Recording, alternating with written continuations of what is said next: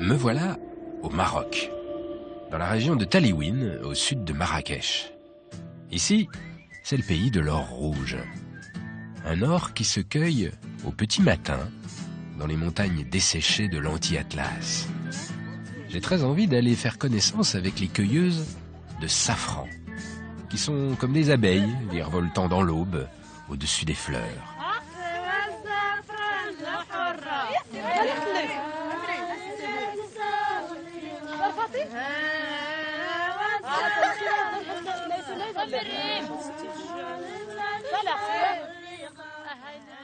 Le safran, c'est le tout petit stigmate rouge contenu à l'intérieur des fleurs.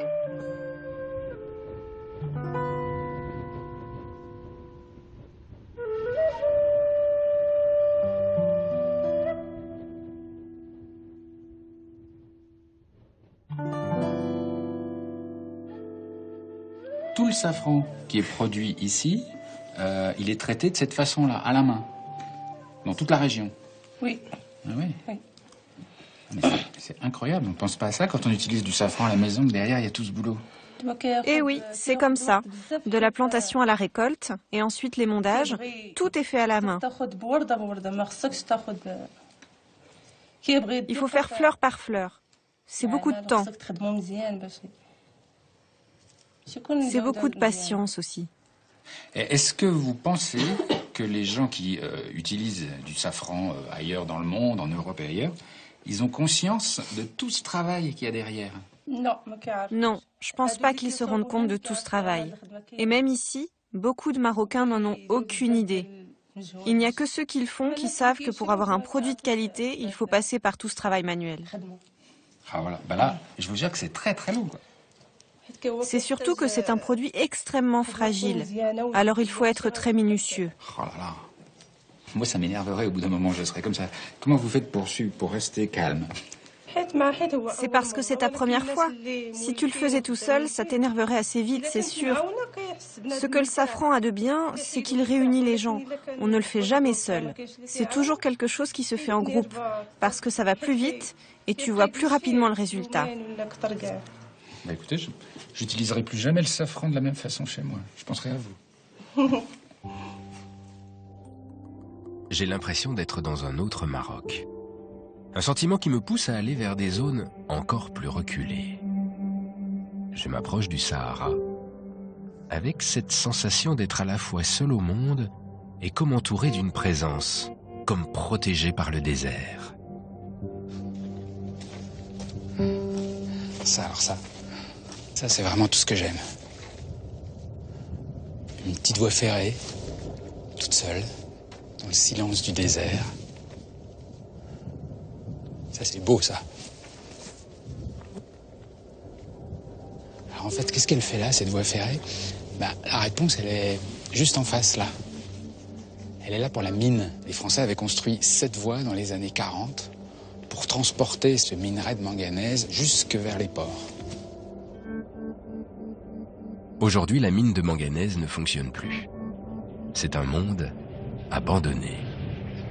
Mais la voie ferrée, elle, est restée en vie.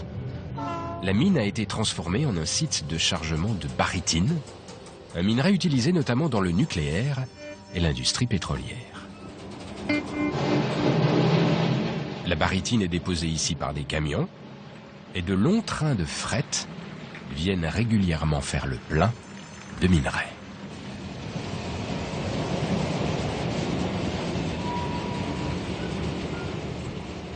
Bonjour. Ça y est, c'est chargé? Fini. Fini? Ça fait. Ah. Et vous partez loin, là? À combien de kilomètres vous allez? Jusqu'à Oujda. 305 km. 305 kilomètres dans le désert. Ah oui. C'est ça. Je peux venir avec vous? Oui, allez, monte. Et vous travaillez toujours sur ce train? 33 ans. 33 ans. Vous avez déjà transporté combien de tonnes de minerai? Dans toute ma vie, j'ai transporté 80 000 tonnes par an. Et Allah multiplié par 33 ans. Ça fait beaucoup. C'est trop. C'est parti.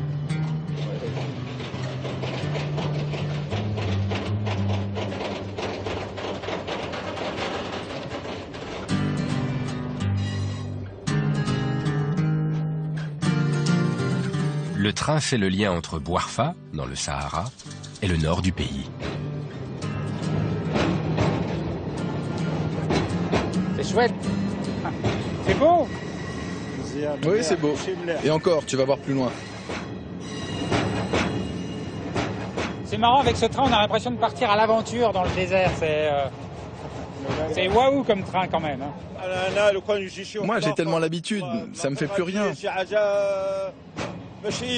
Mais je comprends ce que tu dis. Cette impression de partir à l'aventure au milieu du désert. Moi, je vous dis que ouais, c'est incroyable.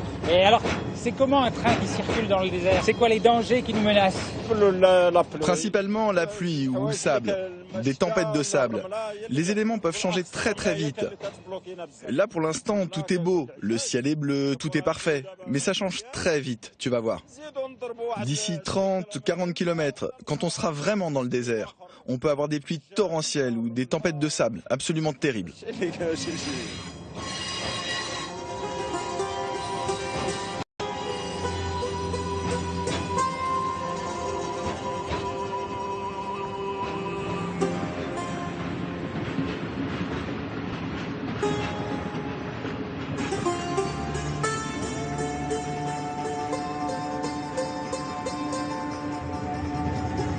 Celui-là, dans le genre pas comme les autres, il est quand même il est haut sur la liste.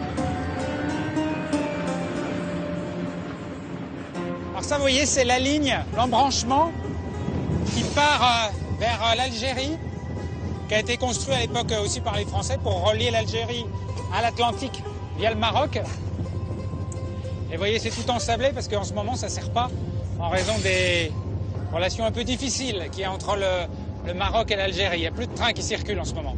Vous voyez, regardez, il y a plein de cailloux, ça ne sert pas.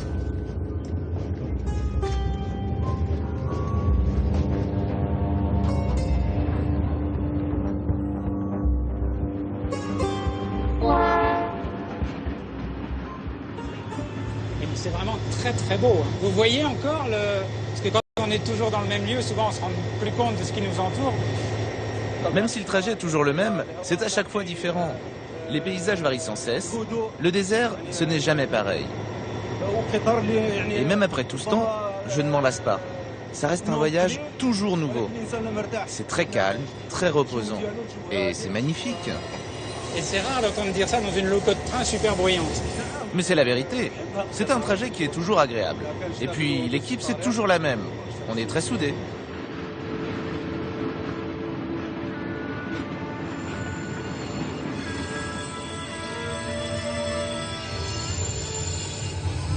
Accroche-toi, attention. Qu'est-ce qui se passe? Pourquoi on s'arrête? C'est le sable. Il y a du sable qui nous bloque. Du sable sur la voie, c'est pour ça qu'on s'arrête. Oui, il y a du sable sur la voie.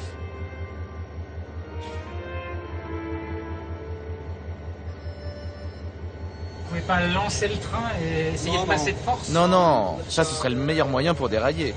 Et puis il y a une équipe qui est là spécialement pour ça.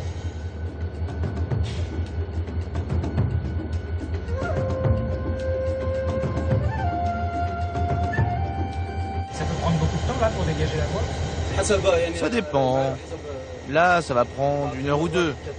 Mais parfois c'est beaucoup plus compliqué et on peut mettre jusqu'à 2 ou 3 jours. 2-3 jours?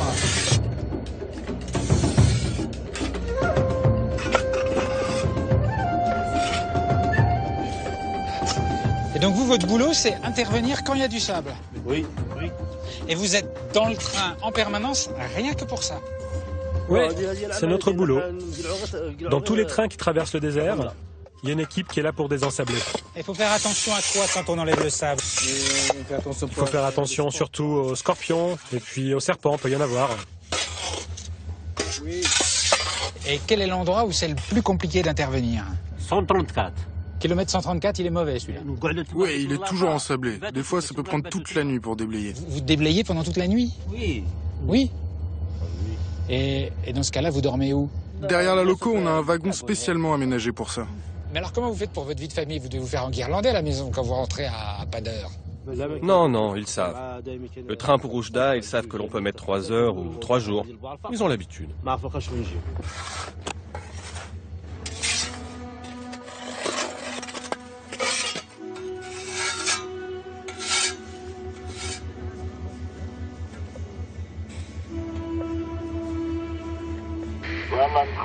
Ok les gars, c'est bon, merci.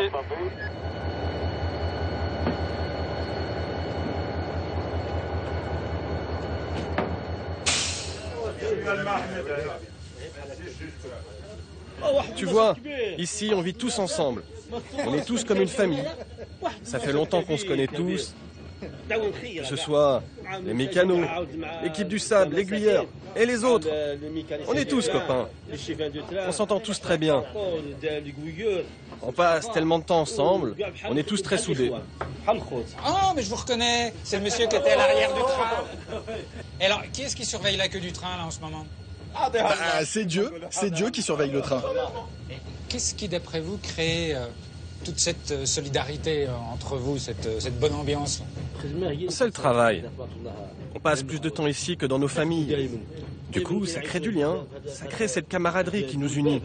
On partage tellement de choses, que ce soit les repas ou ce voyage, cette aventure.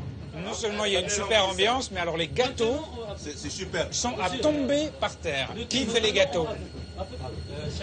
C'est qui le chef? C'est vous qui faites les gâteaux? Oui. Et c'est les meilleurs gâteaux du Maroc. Ça. Oh, c'est vrai? C'est vrai. Ah ouais. Ils sont extraordinaires. Merci.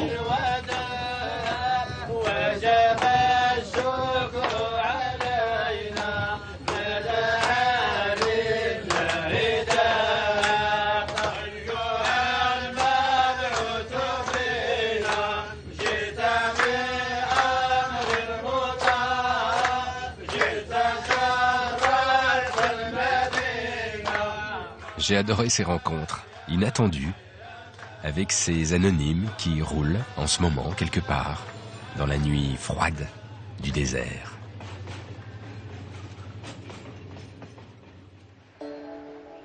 Je laisse filer le train. Le désert me retient.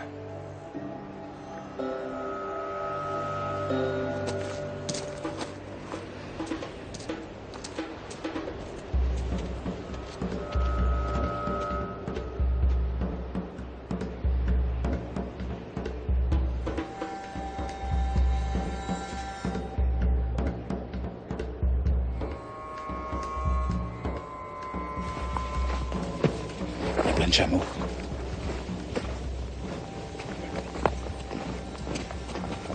Il n'y a qu'une bosse, c'est peut-être du dromadaire.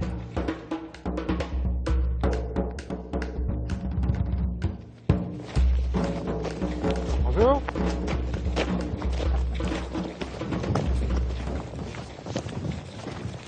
Ça doit être le berger. Je sais pas si on dit berger pour chameau.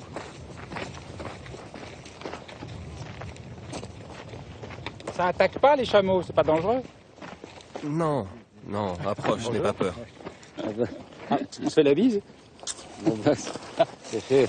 Sois le bienvenu. Comment vas-tu, ça va bien? Ça va. Et c'est vos chameaux? Oui, c'est tout mon troupeau, tous. Ils sont tranquilles, ils mangent paisiblement. Et alors, est-ce que c'est des chameaux ou est-ce que c'est des dromadaires? Chameau ou dromadaire, c'est la même espèce. En arabe, il n'y a qu'un seul terme, qu'il y ait une bosse ou deux. Moi, les miens, ils ont une seule bosse.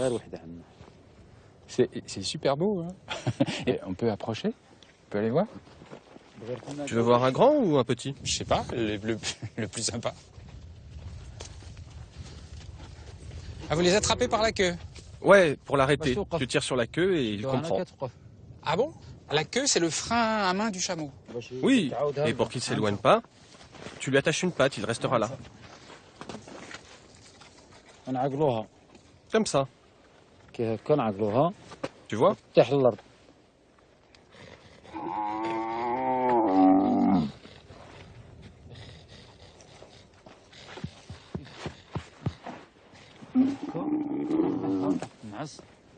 Il s'assoit pas si on lui attache pas la patte.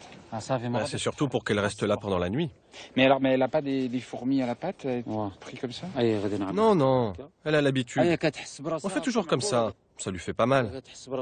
Elle sait que quand elle est attachée, elle doit rester là. Et le matin, détachée, elle peut à nouveau gambader. C'est une super tête, j'adore. Doucement. Bah oui, elle va marcher sur le genou, là, ça va pas être pratique. Et on peut où est-ce que ça aime bien être papouillé? Dessous le cou, sous les oreilles, là? Dans le cou, oui. Et près des oreilles. Elle adore ça. Près de l'oreille, ça aime bien? Là, voilà. C'est bon, là. Mon chameau. Oh, vous lui faites des bisous. Oui. C'est comme les humains, elle ressent tout. Elle ressent ce qu'on ressent? Qu'est-ce que vous voulez dire? Oui, c'est très sensible, le chameau. C'est très intelligent. Si tu es tendre avec eux, ils le sentent. Si tu viens pour les emmener boire, ils le devinent. Si tu es en colère ou si tu viens pour les soigner, ils ressentent tes intentions, si elles sont bonnes ou mauvaises. Moi, j'essaie de lui faire un petit câlinou. Il va sentir que je suis bienveillant ou pas? Oui, comme ça. C'est un animal extrêmement doux. Vas-y. Non, elle a pas peur. Vas-y. Pourquoi c'est rigolo? C'est vrai qu'on a envie de leur faire des bisous. Mais alors, vous avez combien de chameaux comme ça en tout? J'en ai une bonne cinquantaine. De temps en temps, on en vend un. Ça nous permet de vivre un long moment. Et on les traite aussi. On boit leur lait. C'est un super animal. Mon père faisait ça avant moi. C'est lui qui m'a transmis le troupeau. C'est vraiment une longue tradition.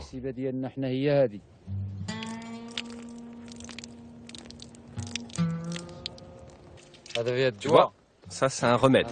Vous lavez les mains avec... Oui, c'est un très bon soin pour nous. Ça soigne toutes les égratignures. Essaye. Vous êtes sûr? Ouais, vas-y. Soigne tes mains. Non, il n'y a aucun souci, c'est très bon. Mets les mains. Ah, c'est chaud. Alors? Frotte tes mains. Ah, c'est marrant, c'est légèrement huileux.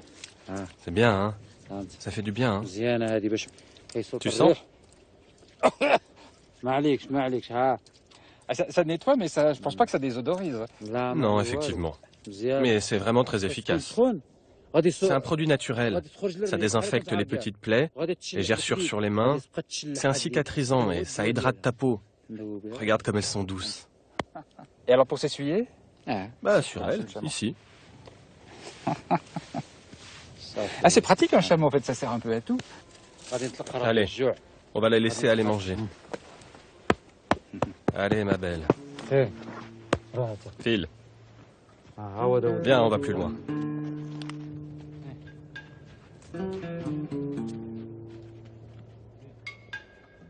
Ces animaux sont en fait un véritable trésor.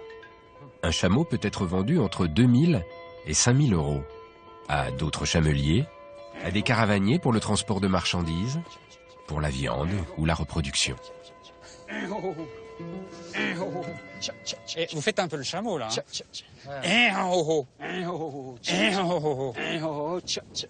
Et ça veut dire quoi ça? Ça veut dire qu'on les emmène boire. Et tu vois, ils comprennent et se mettent en route.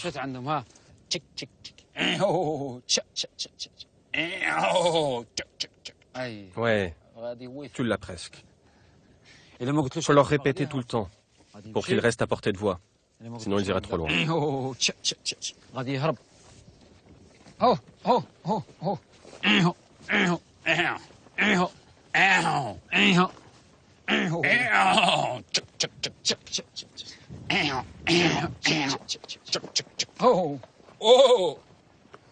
on arrive où là? C'est un abreuvoir. Ah, donc il y a quand même des puits dans le désert. Et d'où elle vient toute cette eau? L'eau vient de la montagne. Et on a creusé un puits, comme ça on a un point d'eau.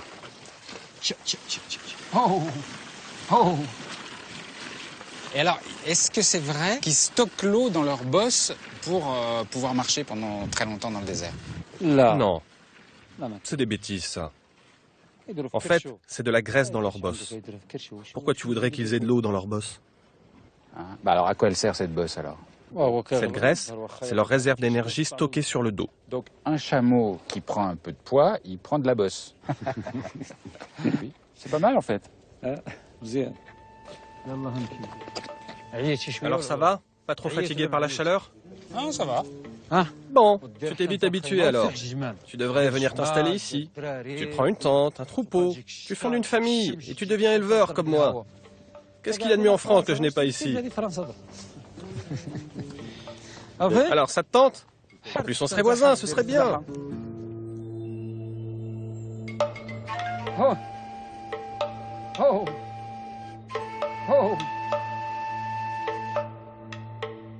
Attends, je vais te protéger. Pour le soleil. Ah, ça va faire du bien. Je n'osais pas le demander, en fait. Avec ça sur la tête, ça commence à venir. Je ferai de toi un chamelier avant ce soir.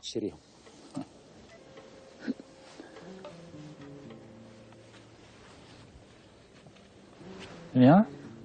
Tu es parfait.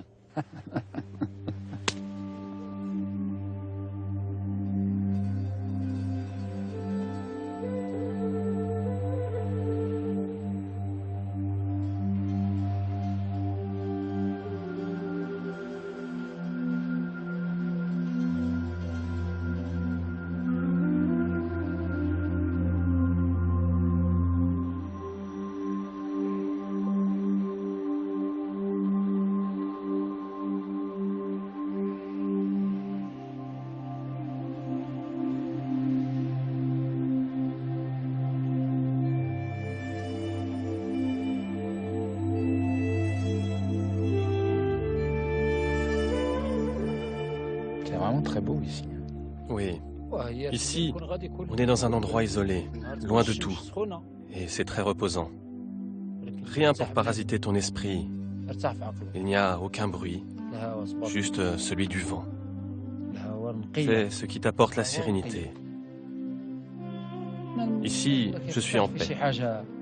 C'est vrai, vous vous sentez serein ici. Serein, oui. Je n'ai besoin de rien d'autre. Tout ça me suffit. Le ciel au-dessus de la tête, l'air pur, le désert. On est heureux grâce à Dieu. Ça te fait pas envie? C'est bien, non? Allez, on fait un échange. Échanger? Bah, là, c'est vrai que je trouve ça très calme, c'est vrai, très apaisant. Mais on s'ennuie pas un peu quand même dans le désert au bout d'un certain temps? Non, tu t'ennuies jamais ici. Il y a toujours un truc à faire. S'occuper des bêtes, ça prend du temps. Tu vas les chercher, tu les soignes, tu les traites. Rien n'est jamais pareil. Ça change tout le temps. C'est comme au cinéma. Un cinéma? Oui, c'est un cinéma permanent. Regarde autour de toi, ici, partout. Bon alors, tu restes? C'est sûr que présenter comme ça donne envie. Bien.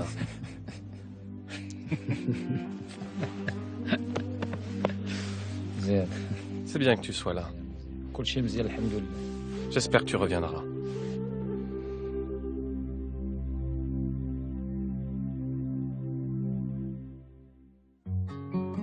Je ne pensais pas que le Maroc m'emmènerait aussi loin. Ce pays est tout proche.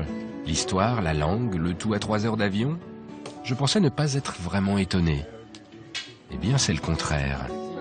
Ce qui est surprenant ici, c'est ce mélange inhabituel. L'imbrication troublante entre le familier et le lointain, le connu et l'exotique. L'attachement à la tradition, très fort, et la modernité, qui se glisse partout. Le Maroc vous emporte sans cesse d'un monde à l'autre. C'est une terre de sensations fortes.